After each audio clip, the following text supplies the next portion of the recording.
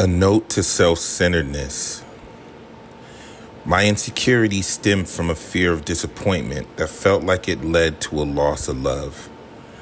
My only answer was to create a version of myself that I thought could never lose. Be my version of the best of everything so that no one who chose me would ever leave me for someone more, because in that point I believed I could be all, irreplaceable, simultaneously removing fear in one of the most unhealthy ways by never being vulnerable enough to risk or acknowledge loss, mostly preemptively, which created a construct for me to be used, and for me to value that usefulness and mislabel it as love when in reality it was completely transactional. All of this began so early and stemmed so deep within my own idea of self-love or lack thereof that there's absolutely no one to blame, even myself, which in hindsight is a huge step for me to acknowledge. Ownership and accountability haven't always been paramount in my mind, especially if it meant my demise in the eyes of those who I love. But those values have become cornerstones in my square, and it begins and ends with me. I am beginning the work of loving myself unconditionally, regardless of who or what I attract. My intentions give me worth. At the root of it all, no apologies to those this creates a void for. I've held this hole for too long. And as far as everyone and everything else, introductions are definitely in order. First and foremost to me, myself.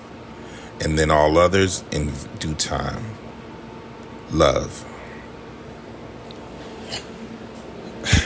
I have a tendency to kind of write little notes to myself. And really, I think I'm just jotting down my thoughts. You know, you could call it journaling. It's not a daily thing, but sometimes there's something that I'm thinking that's so big to me that I just have to write it down. I don't even necessarily go back to it. But this was something that I wrote like June of last year. I was in a mood, being introspective, probably just thinking about why I am the way I am.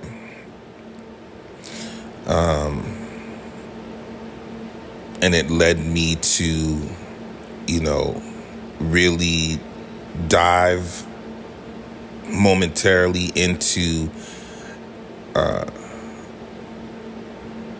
don't say my psyche, but just why I feel like I do and am the things that I have been and have done in my lifetime, especially when it comes to love and relationships. And I've been realizing a lot of the work that I've been doing has brought me to the conclusion that it's really all about me. Which is why I started out with, this is a note to self-centeredness, because at the end of the day, I think that is the end and beginning of everything that we're doing in humanity. Of course, I acknowledge that we must have a sense of humanity and the people and the world that's around us. But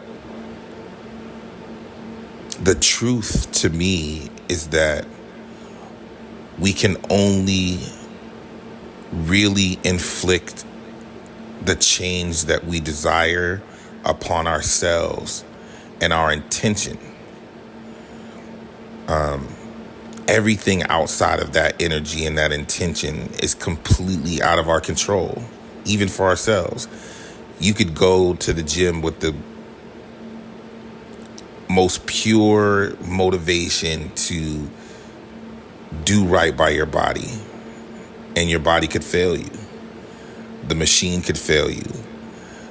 You could have the wrong plan and do more harm than good, or not do anything and stay in the same place, even though your intention was, I'm going to become healthier, I'm going to become stronger, I'm going to be more flexible.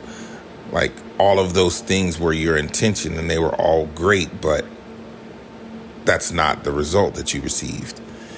And for a lot of people, once they become aware of that, they start to alter whether it's their goal or their method or where they focus their energy at, to either get closer to that goal or to change what that goal actually is. Because people fear disappointment. They fear being inadequate. And we all want to win. And I think the most profound part, or the most profound thing that I received from, writing this and that mindset that I was in, is I've been conditioned to believe in a certain version of success.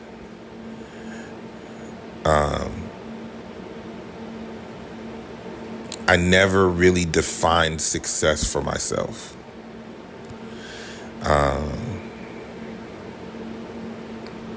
And that's important. It's key, because a lot of times, especially for a young black boy or a young black girl, if you're blessed enough,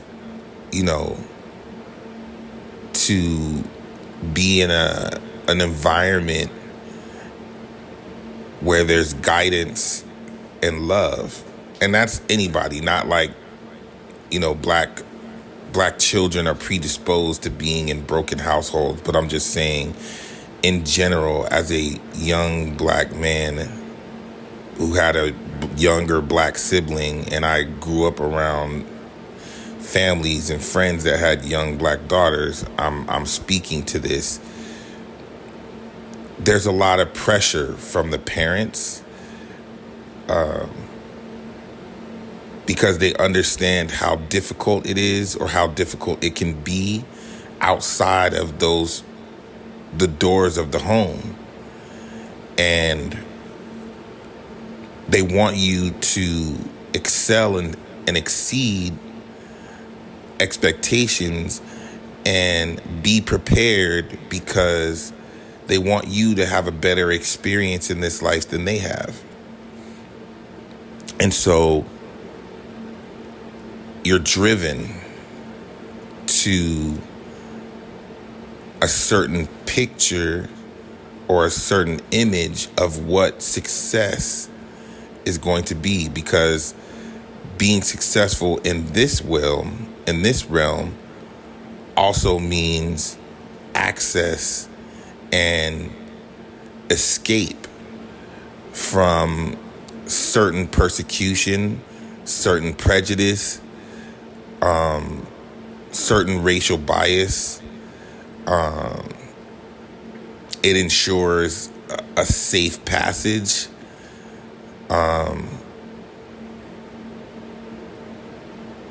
And I didn't understand that growing up. I do understand that now that I have brown babies. You just want them to make it home.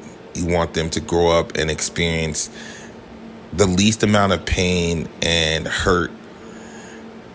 And you definitely don't want them to go through the things that you went through.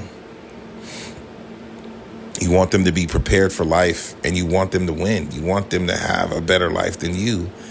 And unfortunately, in this society, most black people are scared or are conditioned to presume that they're seen as a threat, they're seen as less than capable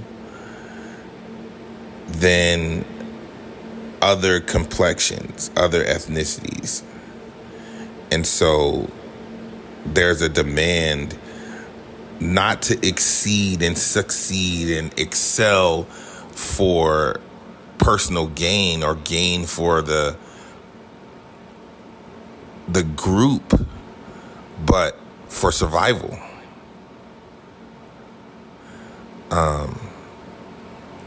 To almost to show that you're not all these things that people think you are, so you can be accepted. You know, there's a difference in wanting to win to be able to benefit you and your family. I mean, that's comes with it. It's a synonymous phenomena. But when the belief is these white people are going to accept me, or I will be so comfortable that their acceptance won't matter. Those are the two alternatives. That's the dichotomy for the level of success that implicitly we're trained and driven to achieve.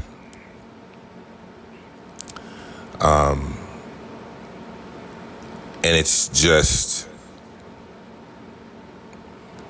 a difficult thing to subscribe to because that's not my motivation. It never really has been. I'm a hard worker because I have to be, because I've had family members, because it was instilled in me that you work for everything that you want. And if you want a lot, then you got to work a lot. And so I don't think that there's anything wrong with that. But I think that if I would have defined success and winning for myself early on, then that work ethic would have went to something that would have been more pleasing to my soul personally. I don't regret what I've done because I have a beautiful family that I was blessed to help support and raise and be a part of. But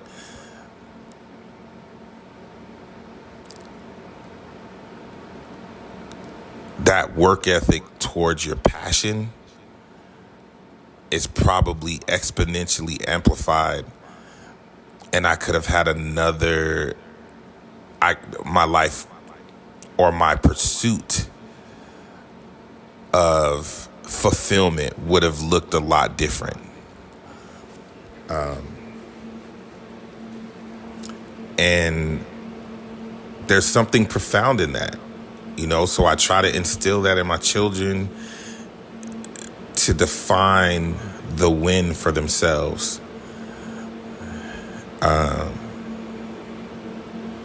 And that it ends and begins with you. Just like I've realized that it ends and begins with me. It doesn't matter what anybody says. Even the people that you love. Like, you may consider their thoughts more than someone that you don't, but ultimately you have to love what you're doing. You have to be in love with you. And not blindly in love where you don't see the places and the pieces of you that can be improved. You have to be honest with yourself. I think that's the truest version of love that exists, is you love yourself enough to be truthful and honest with who you are and where you want to be, and the space between, and recognizing and realizing, are you really trying to cross that gap? Are you putting forth the energy to actually achieve what it is that you really want out of life? Are you willing to do what's necessary and accept all that comes along with it. And this journey of self-discovery, this quest for me is never ending, because as a person, I'm constantly evolving, and at the different stages of my life, the win, not necessarily, it doesn't take on a totally different appearance, but it definitely morphs and changes in reference to the stage of life that I'm in. And I can honestly say, the initial look aside, ultimately my whole life, I've always wanted to just do whatever the fuck it is I want to do. Some of those things require a certain amount of money and some of them don't. But I've always wanted freedom. I've always wanted the freedom to not be controlled or influenced by anything except for my own sense of this feels good or it doesn't. Morally, I believe I don't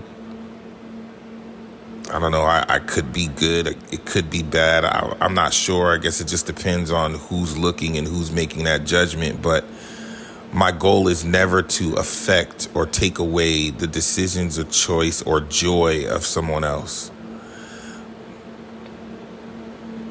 But I definitely want to feel free enough to do whatever it is that feels good to me. And I feel like if I start there and in there, that everything else that I hold true to how I want to affect the universe around me will occur, because my intention is good. I may not necessarily see the effects. It may not be instantaneous. It may not be something that occurs within my lifetime, but I feel like the level and the frequency of energy that I emit, that I generate, that I promote and proliferate is out there, and I believe that it's going to have a positive effect. And having really sat with it and found a place of peace with that mindset is everything. It's I don't want to say it's being reborn, but I feel so refreshed. Like there's nothing that I can put or that enters my mind that I can't or won't do if I really want to do it. And I flipped my life upside down in the last 3 years.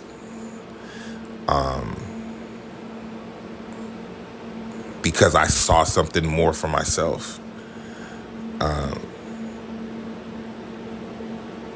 Prosperity, happiness, destiny, all of these words we use to romanticize and mythologize the future, when really, ultimately, what I believe now is these are just things I haven't done yet, or things that I'm going to do. And the more that I manifest that, and the more that I actually execute these things, not worrying about them being perfect, but just worrying about, I'm going to do this to the best of my ability, and it'll either grow and bloom and blossom, or it'll fade and decay and fertilize the next thing. And that's the most that I can do. And I hope that my loved ones that are experiencing this with me that's the biggest takeaway. that they can do it. They can do it too. And there's no reason they don't have to wait until, the middle part of their life to put their energy towards what they actually really want to do. And that the people who love them, their family, is rooting for them because this is what makes them happy.